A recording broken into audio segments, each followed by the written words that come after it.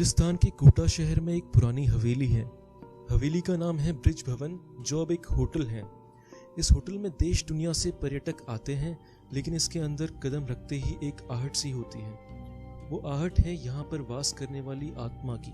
कहा जाता है कि ब्रिज भवन में एक अंग्रेज की आत्मा का आज भी वास है। वो अंग्रेज जिसे भवन के सेंट्रल हॉल में उसके 2 जुड़वा बेटों के साथ मार दिया गया था। तो आइए जानते हैं क्या है इस होटल की कहानी। यह भवन 180 साल पुराना है। इसे हेरिटेज इमारत के रूप में घोषित कर दिया गया। बात 1857 की है, जब देश भर में अंग्रेजों के खिलाफ जंग छिड़ी हुई थी। चंबल नदी के किनारे स्थित ब्रिज भवन का निर्माण ब्रिटिश रेसिडेंस के रूप में किया गया था। ब्रिटिश राज में हिंदू मुसलमानों के बीच अंग्रेजों ने झगड़ा करवाया था। मंदिरों के पास गौमांस फेंक देते और मस्जिदों के पास सुअर का मांस। इस वजह से दोनों धर्मों के बीच जंग छिड़ी थी।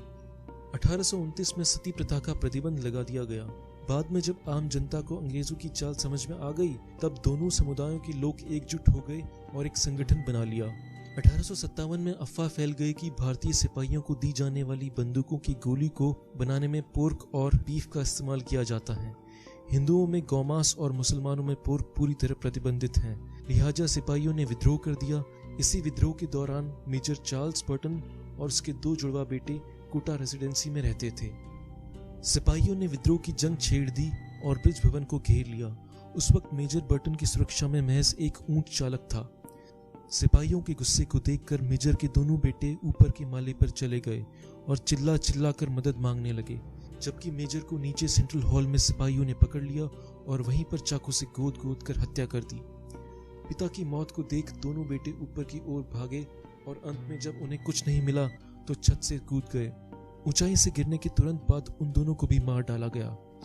यह मंजर बेहद खौफनाक था, क्योंकि बाप के किए की सजा बेटों को भुगतनी पड़ी थी। अचानक हुई मौत के बाद बर्टन की आत्मा को शायद शांति नहीं मिली और लोग कहते हैं कि उसकी आत्मा आज भी इसी ब्रिज भवन में निवास करती है। इस बात की पुष्टि 1980 में कोटा की पूर्व महारानी ने ब्रिटिश पत्रकार को दिए गए इंटरव्यू में किया था।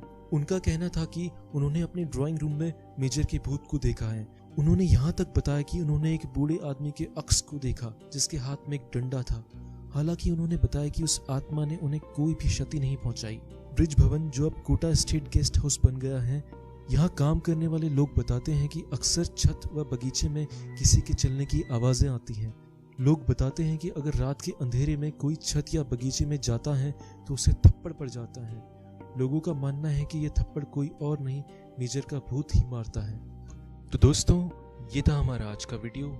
अगर अच्छा लगा तो लाइक करें, कुछ कहना चाहते हैं तो कमेंट करें, और हमारे आगे आने वाले वीडियोस को देखना चाहते हैं तो सब्सक्राइब करें।